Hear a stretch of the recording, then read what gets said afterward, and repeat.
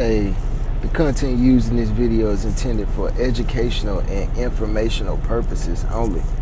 All rights to the images, music, clips, and other materials used belong to their respective owners. I do not claim ownership over any third-party content used in this video. Let's get to the video, dog.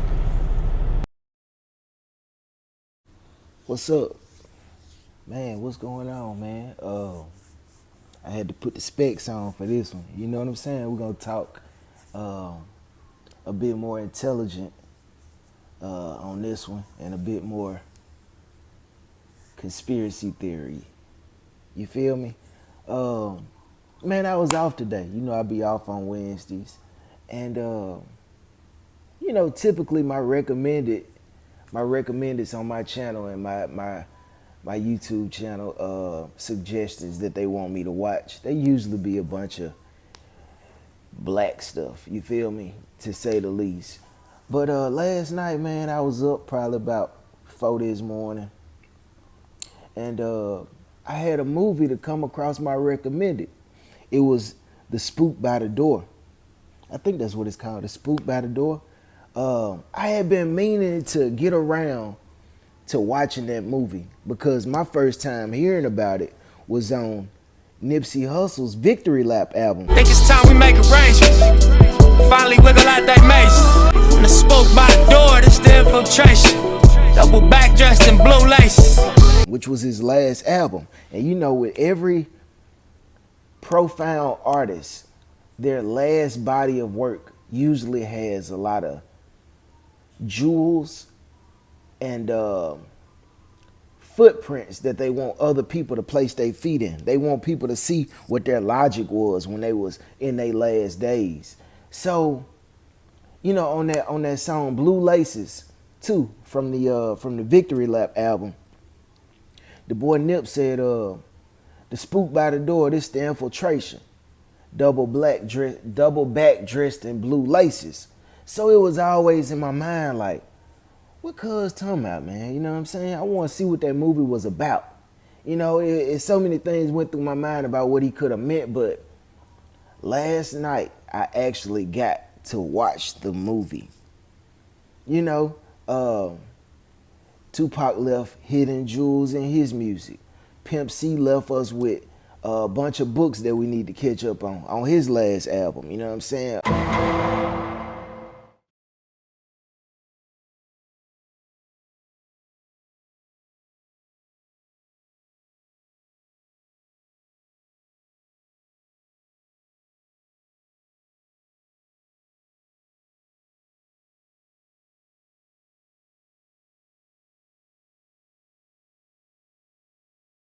Beheld a pale horse, and you know what I'm saying? All these things that he left us. Same thing with Young Dolph. Young Dolph left us a lot of clues, you know what I'm saying? Like when he made that song, Frank Matthews of the South, put me in the Hall of Fame. I'm like, Frank Matthews? Google who Frank Matthews is.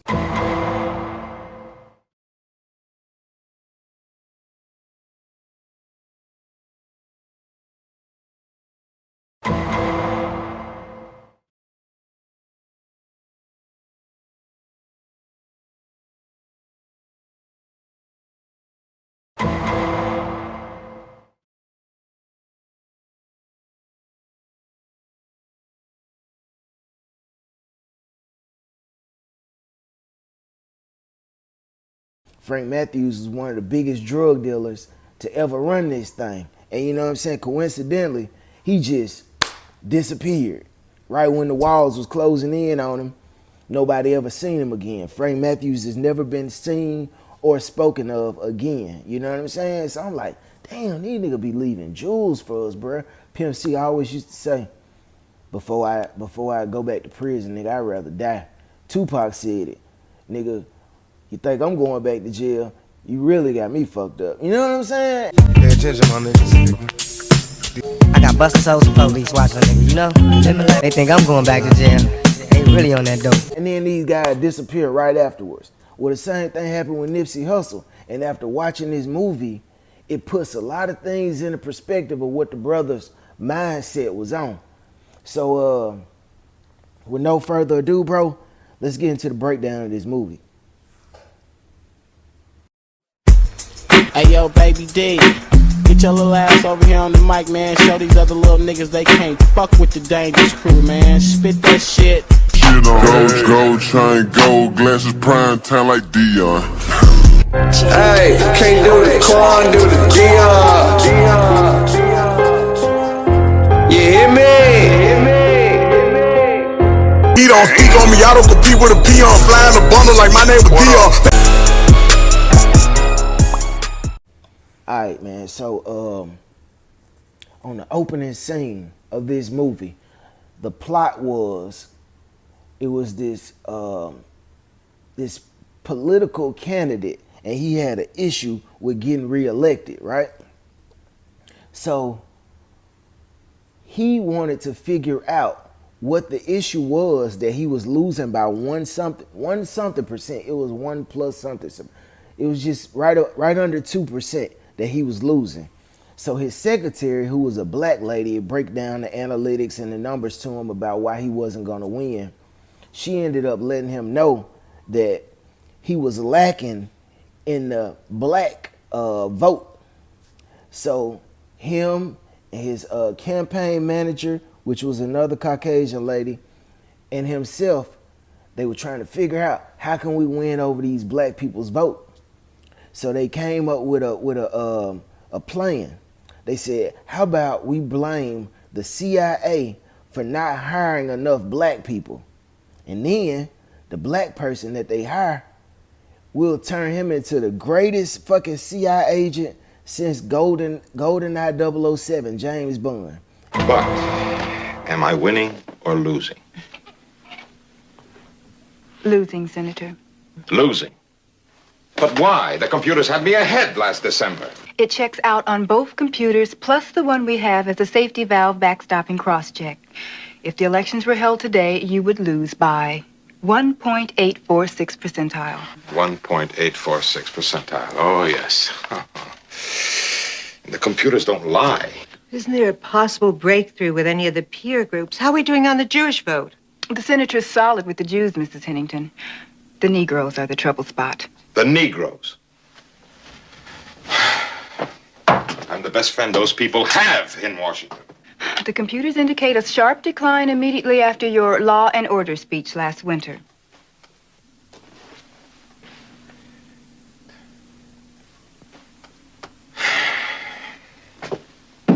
All right. Now, let's see if we can come up with some ideas here. First, how do we retrieve the lost black vote? Gil, why don't we accuse the CIA of a racially discriminatory hiring policy? They have no Negroes, except on a menial level, you know. Certain, Belinda. I mean, that may be it. I'm positive, but I'll check it out with our man over at Personnel. Good.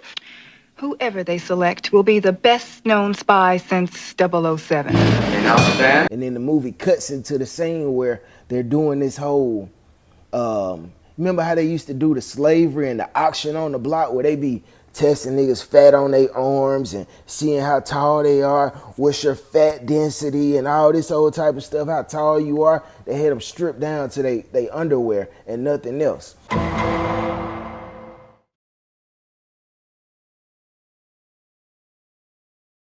So they were trying to find the best black figure that could be a spy for them.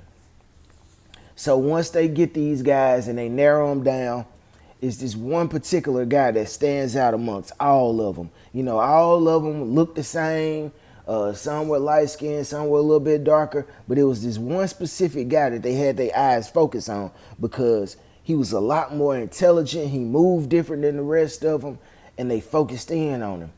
But amongst his peers, this guy was seen as a coon or potentially a sellout because whenever they would get off from work, you know, doing their CIA training and stuff like that, he never wanted to hang with them and do niggerish shit. He'd rather sit in the house, he'd rather sit in his hotel room that they provided for him and do a lot of studying because he really wanted to learn the shit that these people was gonna teach him. See, he was a focused man. He didn't go in there and just learn the shit and that was it and become a robot. He went in there and actually learn the things that they were teaching them, like how to be a self-defense expert with things like building bombs, being a trained shooter. You feel me? Just all militant and very tactful defense activities and recreations that you need to know to be one of the greatest fucking threats to whoever your opposition is, right?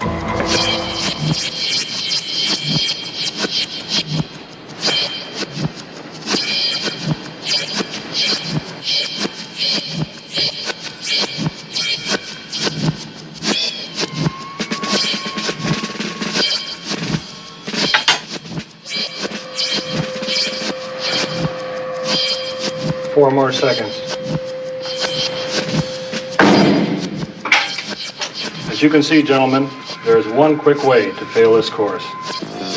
Then we take the 2 wires, we place them here, and we crimp them together, making the connection positive.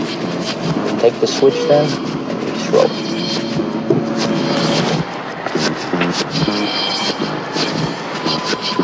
All right, we'll operate the ignition by remote control. Always use those materials which are easily accessible to any citizen of the country in which you are operating. Okay.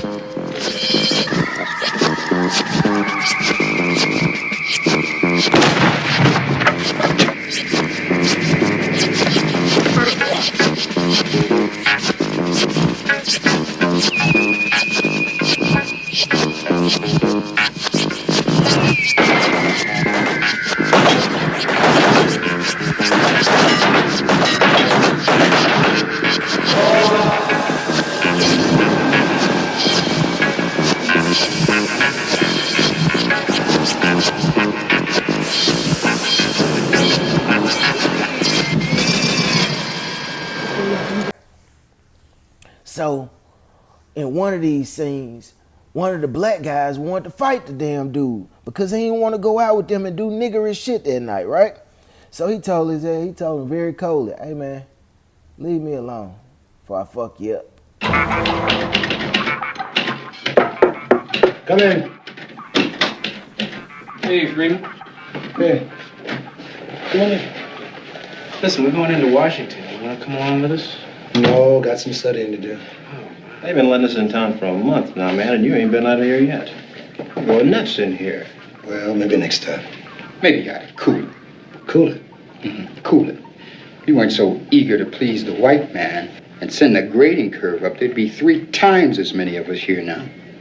What kind of Tom are you, anyway? Same as you, I guess. Except that I don't try to have it both ways. And you better watch what you say about white folks. Behind their back, this place could be bugged. Are you calling me a Tom, man? Well, none of us were picked for our militancy, now were we? Now, why don't you go away and let me alone? Why don't you join the team, man? Team? Man, I'm not playing any games. Man, you just don't belong. I think you'd be happier with a mop in your hands. Like your mama. Let's step outside now. No.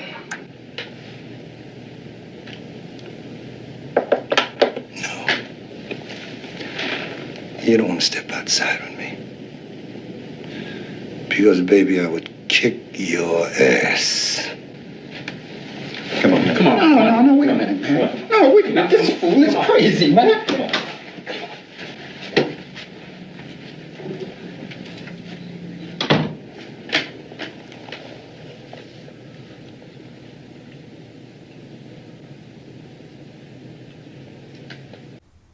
Not in those words, but that's what he pretty much said to him. So he went out to the club one night, right? So he meets this girl sitting at the bar. You know what I'm saying? He didn't want to go out with the guys. He wanted to go out on his own. You know, he was like, man, I'm sitting up in this room. Let me get out. He steps out. He goes to the bar. Now, he's a brother from the hood. He's a hood figure, but he's an intellectual brother from the hood. You feel me? He didn't let his situation where he grew up at defined him, he still kept his mind about himself, right? He still kept the mission at hand. You feel me? Because he always wanted more. He was an ambitious brother, right?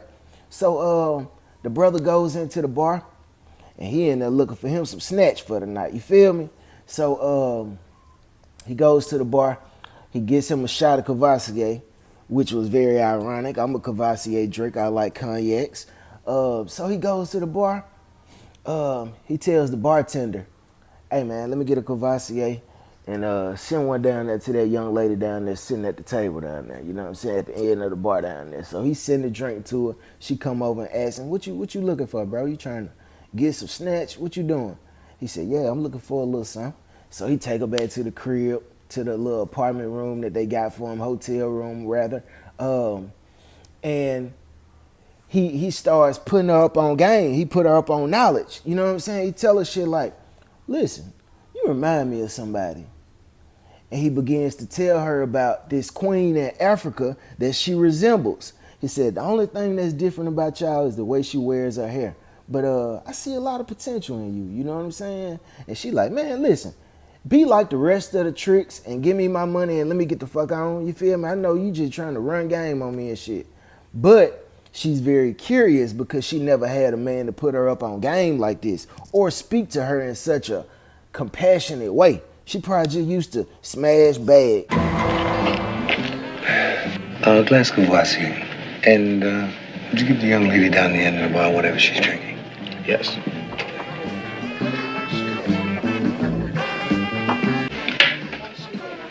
This is from the fellow at the end of the bar.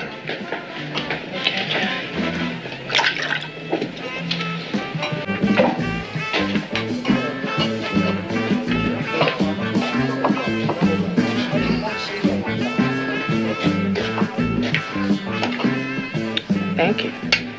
My pleasure. You looking for some action? Yeah. You know,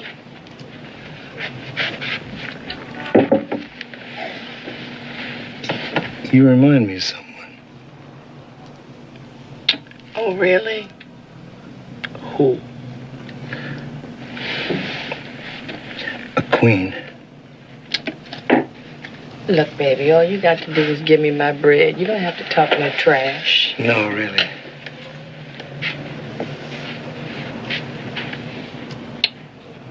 What kind of queen?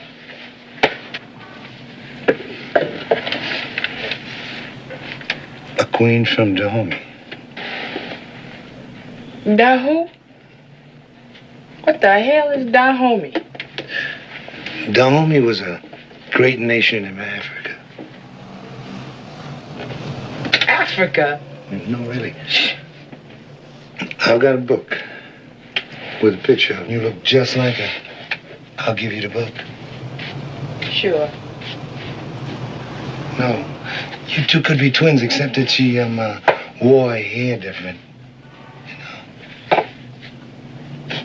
How?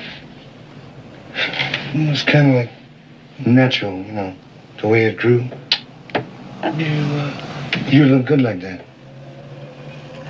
Look, honey, if you a hairdresser, maybe I can get you a boy. No. You'll do. Good. Then why don't you just be a trick and stop talking all that shit about queens and kinky hair? Okay. Listen, can I get you another drink? Mm-hmm.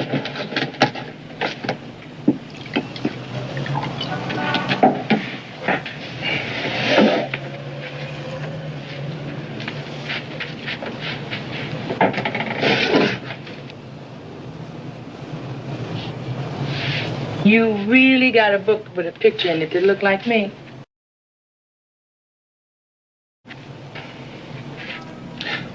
I'll bring you the book. When? The next time I see you. You know what I'm saying? Gone. So she has a soft spot in her heart for this guy without letting him know. But she's very curious about him nevertheless. And it's a a longevity thing that plays over in her mind about him. Now, as the program goes on, man, they teach this guy how just to be one of the most tactful and most special op type people that you could be. And along the route, this guy, he seemingly rubs a lot of the higher ups in the CIA and the people that he encountered the wrong way because of his ambition. They tell him things like when he's meeting with his martial arts instructor that's teaching him about the martial arts aspect of life, the martial art dude tell him, hey, I don't like you, nigga. You one of those smart, witty niggas. He said, man, I ain't doing nothing. He said, you know what? Just go up there and resign right now, and we won't tell anybody that we had this conversation. I don't have anything against the rest of the group. They just don't measure up. But you, I don't like. I don't understand, sir. Well, I don't like your phony humility, and I don't like your style. Now, this is a team for men. Not misplaced cotton-pickers. Yes, sir. Stow the as a boss. It doesn't work on me. I'll give you a chance. Just go up to the office and resign. Otherwise, we fight. Now, your black belt matches my own, so you won't be able to whine brutality, equal opportunity you people claim you want. Mr. Sue, Shinbai.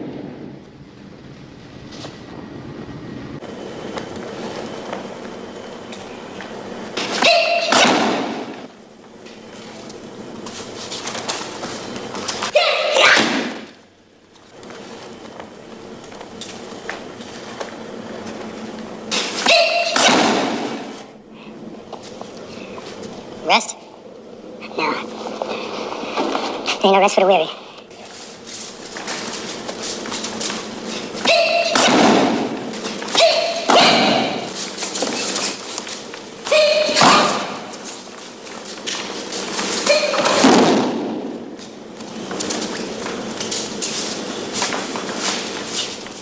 So, dude, like, man, hell no, I'm here for a mission, nigga. I'm trying to get out the hood, you feel me? I'm trying to get some money. I'm trying to come up in the world.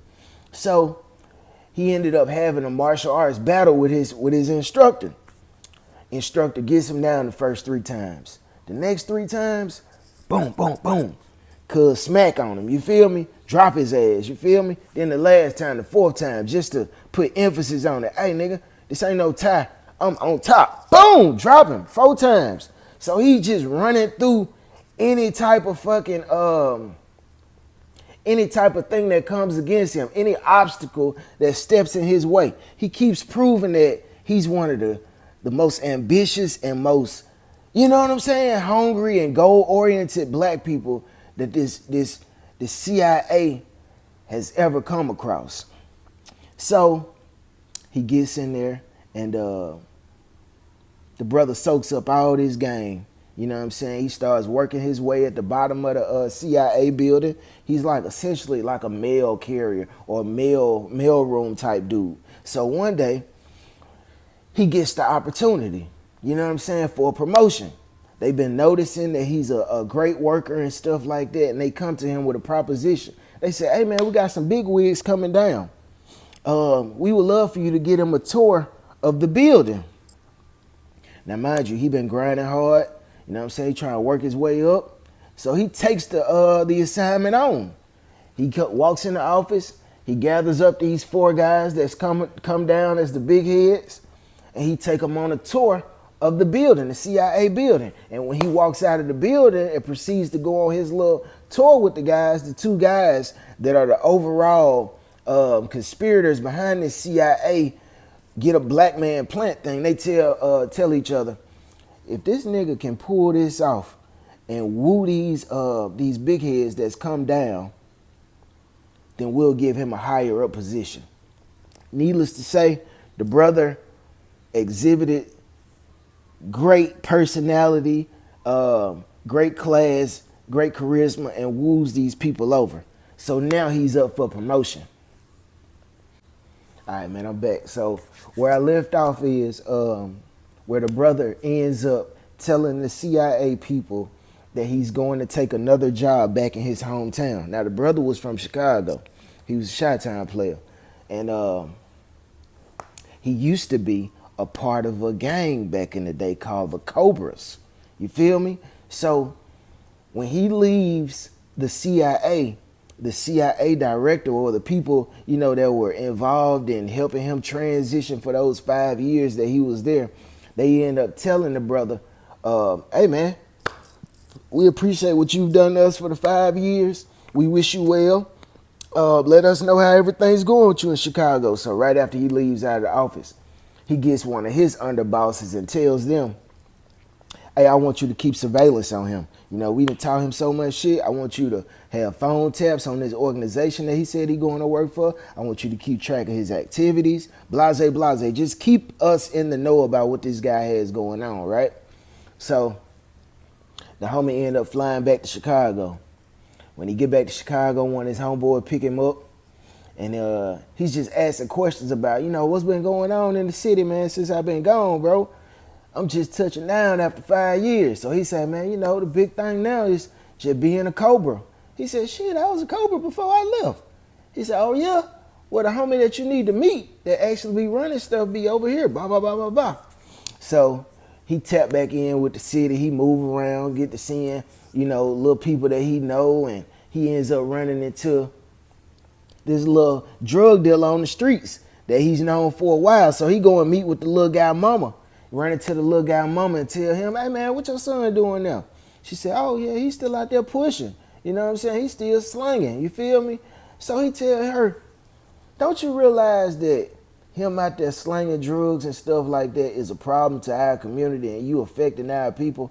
So the mama tell him, man, listen, the white man got the hood so messed up, bro. We ain't got no choice but to do these devilish and these, you know, very sinister things to ourselves just to try to make some money.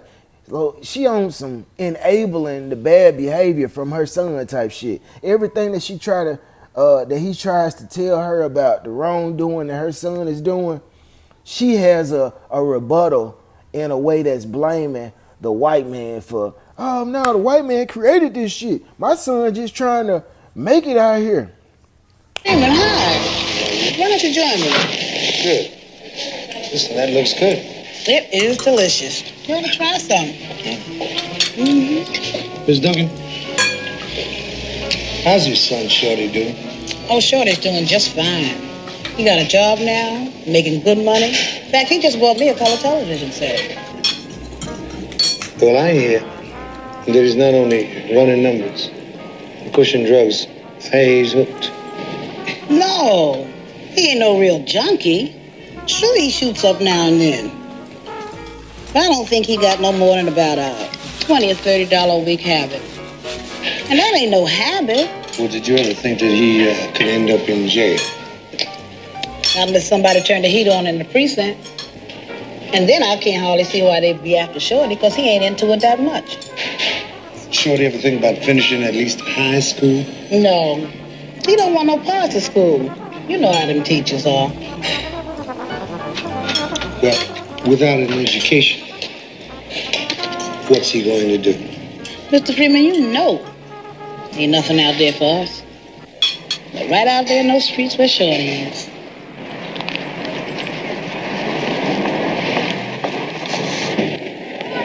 How you doing, Shorty? Hey, Ted. I just saw your mother inside the restaurant. Yeah, I just saw my way down and lay some bread on. Shorty, the word is on Vine that you're not making your payoff to the cops. That's just the rumor, Ted. You mind if I give you a little advice?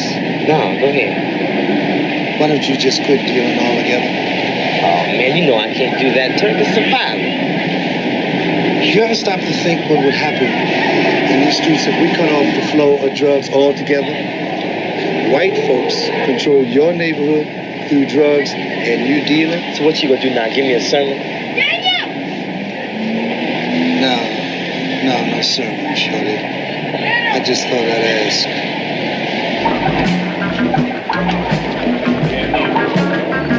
So he goes to the little drug dealer and he tell him, man, listen here, bro. What you're doing is messed up. And I want y'all to come have a sit down with me. So he ends up running into the Cobras.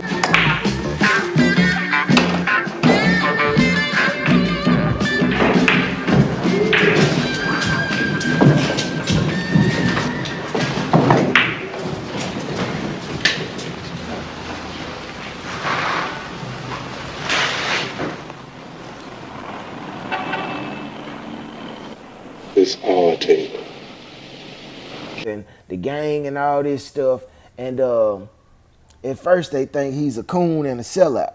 But over time, he ends up showing them how they aren't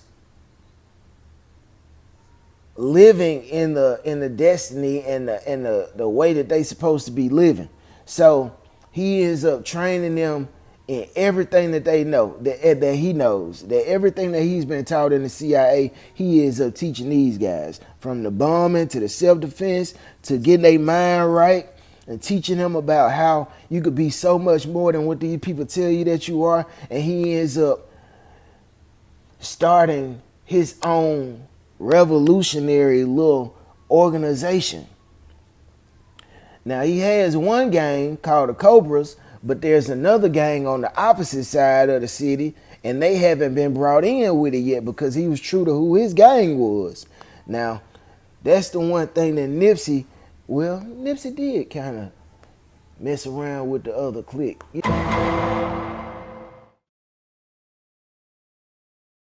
know what I'm saying? So that's where Nipsey, defied the odds a little bit more. Every person that comes along in this generational fight for, freedom, everybody gets a little bit closer. You had Tupac that told you about the ILL boys, the Ill Will boys.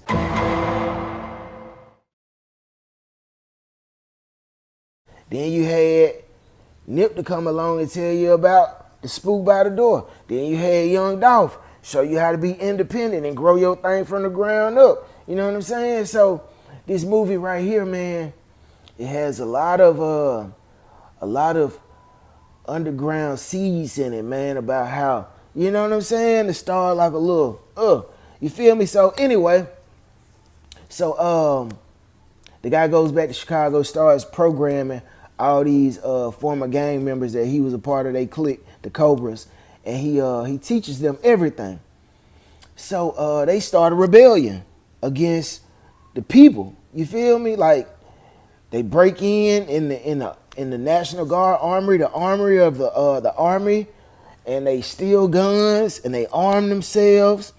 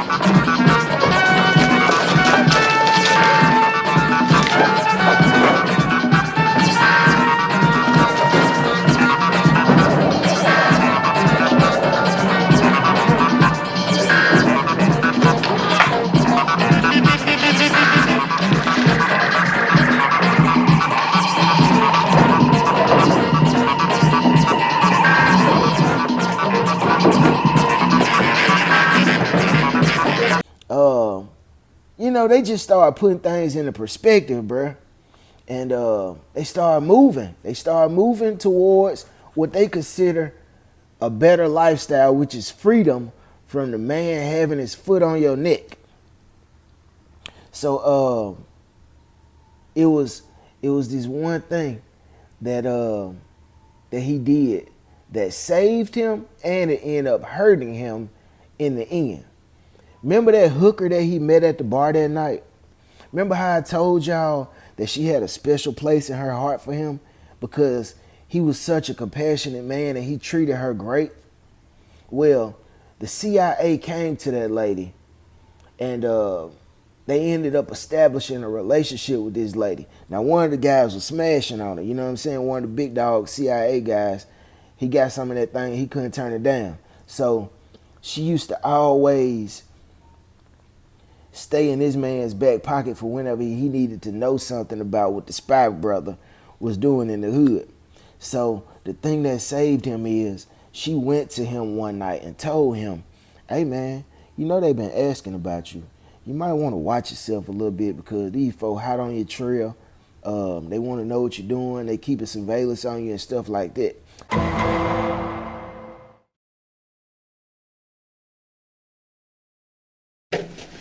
Honey, I'm going back to Washington. Why don't you amuse yourself here for a few days? A little shopping. Be back Sunday, huh? Sure, baby. We can find something to do in Chicago. But how'd you know how to find me? I looked in the phone book. Yeah, well, you look great. But what are you doing in Chicago? I'm here with my sponsor. I'm not hustling anymore. Got me a steady scene. Feel a little bit freakish, like black skin. But the money's good. Got me some property. You know it. I do? Yeah. You used to work for him. You know you his nigga? All the time he'd be saying if all of us niggas was like you, wouldn't be no trouble. At first I thought he was talking about somebody else. So? So they had to get Uncle Tom.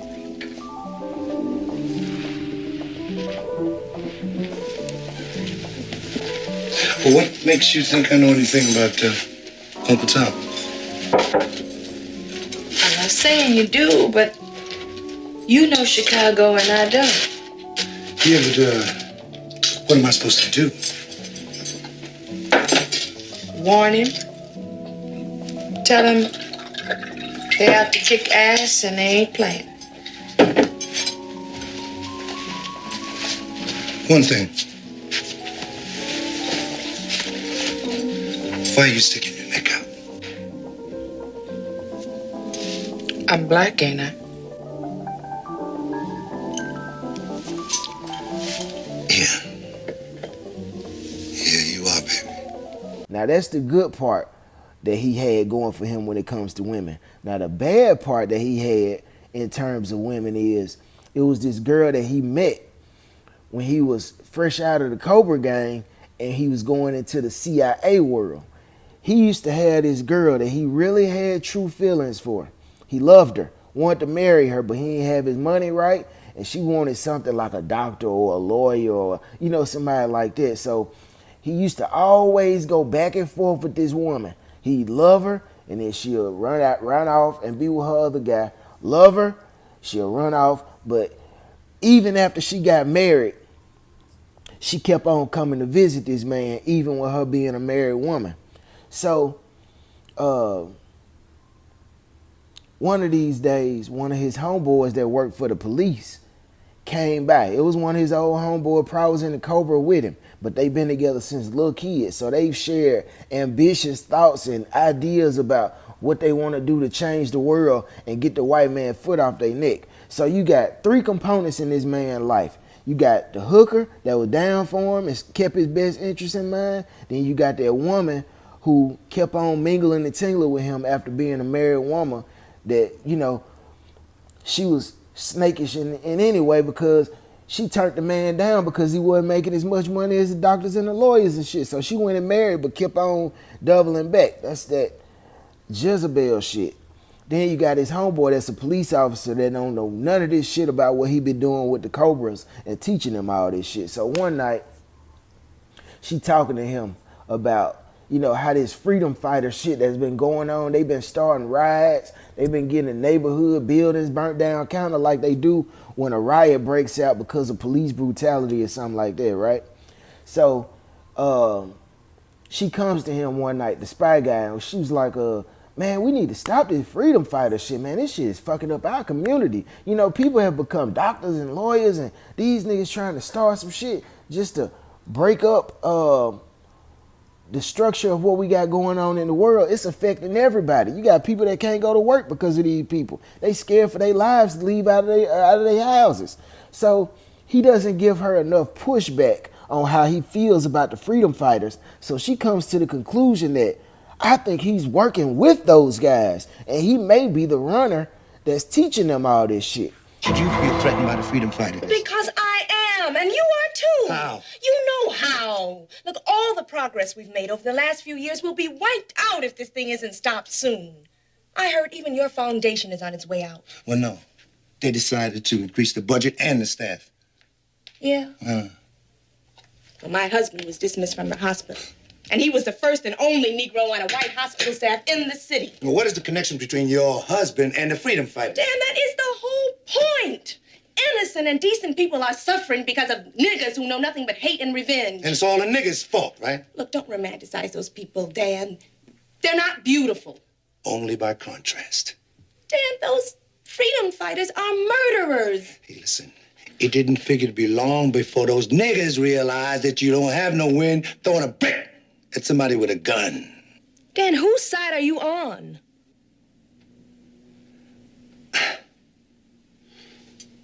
Your side.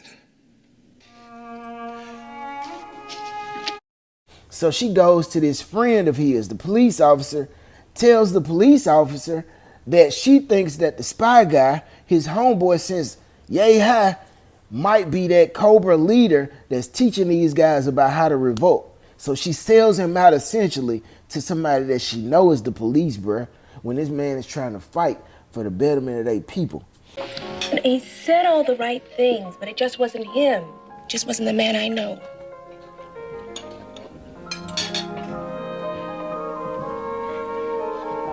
Hey, perfect source for intelligence. Pete, I am doing the right thing. So, one day the spy guy comes home, you know what I'm saying? They pull off a heist. They hit for like 300,000, you know what I'm saying? They done hit a lick on a bank or some shit. I forgot which one it was, but they hit for 300,000. So he come home and his homeboy is in his house, in his bed, unbeknownst to him. So he walk in, the homeboy draw down on him. Put your hands up. He like, man, what the fuck is this, a joke or something, cuz? He like, nah, put your hands behind your back. I know that it's you that's behind these Cobras and this freedom fighter shit. So a fight ensues between him and his homeboy. Boom, boom, boom, boom, boom. So the spy guy grabs the knife, poke his homeboy. Ah! But he takes a shot to the stomach. You feel me? Because the police guy is in total opposition to all that old freedom fighter shit. Ain't none of that Nat Turner shit going on around here, bro. We got structure, we like the system, and we like the way it's being ran. So his homeboy, the police officer, dies. He called in some of his Cobra homeboys. He tell them, hey man, you see this sucker right here?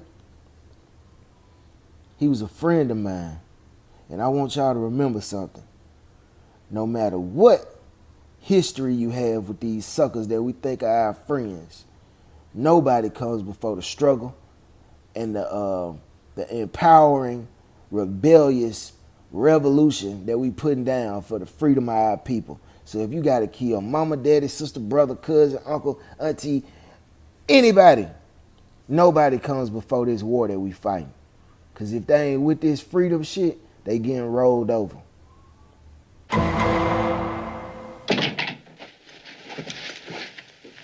Come on. Just put your coat down right there. Come on. What is this, Dawes? Come on, Uncle Tom. Come on! Uncle what? Uncle Tom, up against the wall. Come on, against the wall. Spread your feet out. Come on.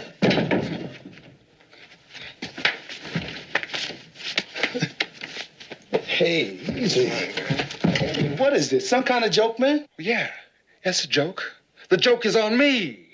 I've been looking all over for Uncle Tom, and here you are under my nose. Cool Dan Freeman. Only digging sports cars and bread, good clothes and chicks. Beautiful cover, man. And when I think about it, I mean, really think about it. Now, would I risk all of this for that? Yeah, well, I don't have to worry about that, man. I got enough evidence to take you in, and that's what I'm going to do. What evidence? Oh, them tapes, man. Them Uncle Tom propaganda tapes that you cats spread around the ghetto. Well, I listened to them over and over again. And it's you, Dan. It's your voice. You gotta be crazy. Well, we'll see if a voice print proves whether I'm crazy or not. Now what? Now what? Well, the scene is over. Well, one thing. Are you working with the commies like they say? Who's behind you? How come there gotta be somebody behind me? Oh, come on, man. Don't put me on. No. The FBI says it's the most sophisticated underground movement in the Western Hemisphere. The work of an expert. An expertise is white man's monopoly, right, Dawes? Well, I am an expert. I spent 5 years flunking to become an expert. This gun makes me an expert. You're a big man with that gun and that badge. You know, Dawes, you want to have it both ways. You want a pat on your head from Whitey, and you want to love and respect your people. But you can't be with your people without betraying that badge. And you can't be a cop without betraying your people, you hypocrite. You think nobody else feels the way you do? You think you're the only nigger with the sense of an outrage? Well, then hit back, join us. We can use you. We got undercover people on the force. On the force? That's right. But who? Nobody with your rank. Come on, join us, Dawes. And you're using kids. Who else am I going to involve? People like you and me? The kids are our only hope. And I got to them before they got jailed or killed or turned into Dawsons. And now they'll do anything to be free. Who said you were free, man? Well, Dawes, even on the wrong end of your gun, I'm a lot freer than you are.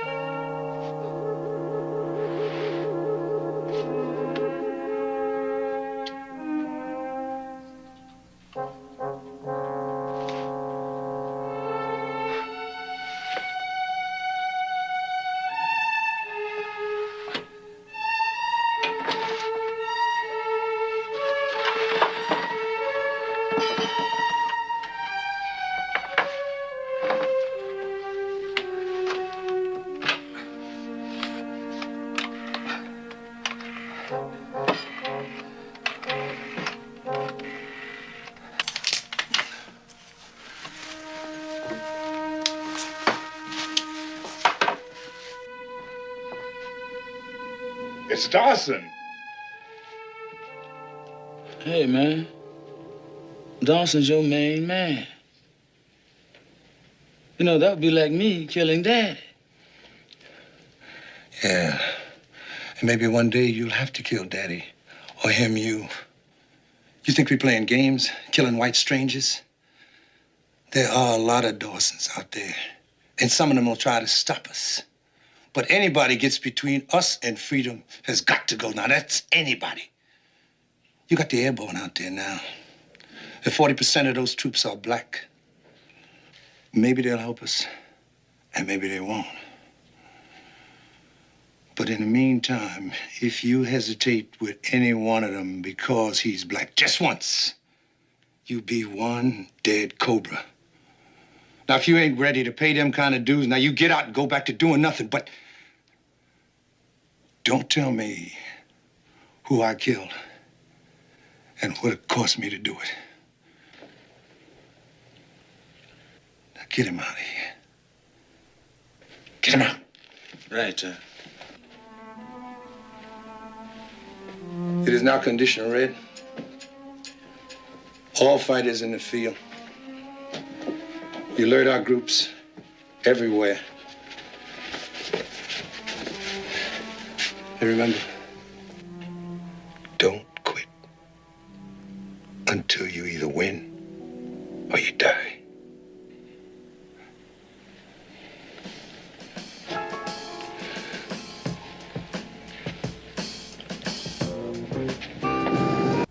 And that's how the movie goes off. You know what I'm saying? So they leave it to you to interpret that. Overhead. Garage. Door. They leave it to you to interpret and to foreshadow that the history of the revolution goes on. Now, where that has correlation with the boy Nip Hussle is, Nip Hussle was a part of a what? A gang in the beginning. What did Nip Hussle try to do? Unify his people. Bring his people up out of the hood. He started the Marathon Clothing. Who did he employ? All the homies from the set. He taught them all about financial growth. What's up? Your shoe untied. I'm working. So the homie Nip Hussle tries to unify the people. The same way the brother from the Cobras did. The homie Nip Hussle had a female that was tied in with the corporate structure of things that could come back and give him information on what they were thinking about him. Remember those pictures? Remember the women that he was, you know what I'm saying, dealing with? And they had ties with some of the big heads. Remember those pictures? I don't want to put the shorty out there. But remember that? So he had people that would come back and relate information to him if it got too hot on his trail. Now that's the you know what I'm saying? The girl in the back pocket.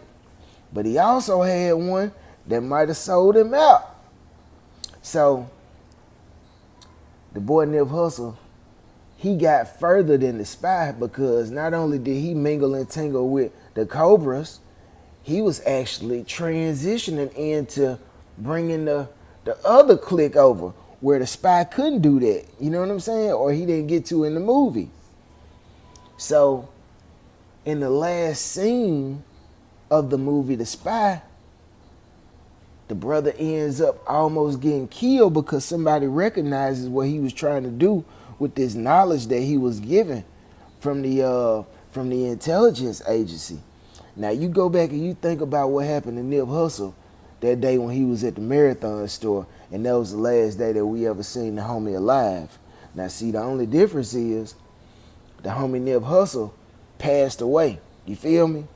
But the other dude, the spy in the movie, he was able to get the ups on the other guy and lived on.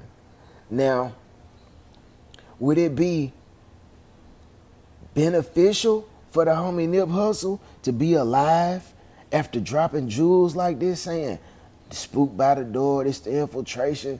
Come on, bro. People that study and know about this type of shit, you can't say that and then keep walking around with your head up high in the clouds, bro. Once you give the information on yourself or what you doing, you got to move accordingly. So that victory lap, when do they do a victory lap? When they already ran the race, they already won, and they just travel around a track one more time with the checkered flag hanging out the window. You know what I'm saying? And that's their last lap around the thing, because I already won. So I'm out of here. I done did it. I'm out of here. Now, there's a lot of symbology in there, bro. Like, how is that your last album? You call it Victory Lap, and you doggone telling folks about the spook by the door. And then you just pass away. You fade into the black. You know what I'm saying? The boy Nip Hussle was ahead of his time. You can have it, G. The boy Nip Hussle was ahead of his time, and he loved breadcrumbs. You know what I'm saying? To somebody that wants to step into those shoes. I don't want to. Too much heat comes with it. I don't have the manpower. I'm not part of a gang, so don't try to kill me. I just peep what I see, and I realized that the boy was on some whole next level type shit, man. The boy was out of here. He was out of there. You know, and that's what happens when you're a historian and you study history, bro. You can get blueprints from what was done in the past. You know what I'm saying? Study medieval shit. Study African shit. Study everything. Study some of these blaxploitation movies. They'll teach you a lot about the world, man, and things that you think are new ain't actually new. And some of these things that you're seeing are just things remade and playing out again in a more trendy and a more modernized form, bro. How easy would it be to create a character, put him in front of the people, let him act out everything in the movie, but just on a drawn out basis, not just an hour and 50 minutes. It's a whole life that you can put in front of people and play out a whole movie and make hella money off of it. And then they just fade away, just like the movie does. It ain't far-fetched, but I'm just showing you how the boy Nip Hussle was on some real shit. And I like that movie, man. And if y'all want to watch it, I'm gonna put the link to the movie down in the comment section. I'm gonna pin it in the comment section, man. But you know, appreciate y'all for watching this shit, G. You know what I'm saying? It's just another one in the bag, man. More game being spread. You know what I'm saying? It's entertainment, but it's also a little bit of knowledge in there. Hit the subscribe button, G. We ain't gonna start dropping this shit. We don't do no bullshit posts over here. We keep you up on the G, man. All right, man. We out. Peace.